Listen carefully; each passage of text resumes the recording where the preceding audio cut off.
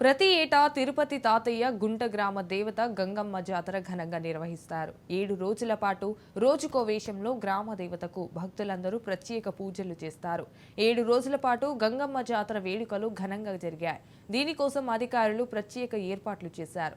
మన తెలుగు రాష్ట్రాల్లో ప్రముఖ జాతరలలో తిరుపతి తాతయ్య గుంట గంగమ్మ జాతరకు ఎంతో ప్రాముఖ్యత ఉంది. ఈ జాతరలో పాల్గొనేందుకు ఇతర రాష్ట్రాల నుంచి వేలాది మంది భక్తులు తరలివస్తారు.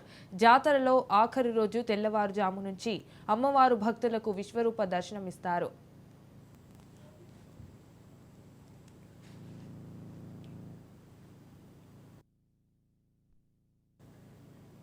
అనంతరం అమ్మవారి చెంప నరికి శాంతింపజేస్తారు. అమ్మవారి ప్రతిమ నుండి మట్టి తీసి భక్తులపై విసురుతారు. ఆ మట్టి కోసం భక్తులు ఎగబడి మట్టిని అందుకుంటారు. కొంచెం మట్టి దొరికినా అదృష్టంగా భావిస్తారు.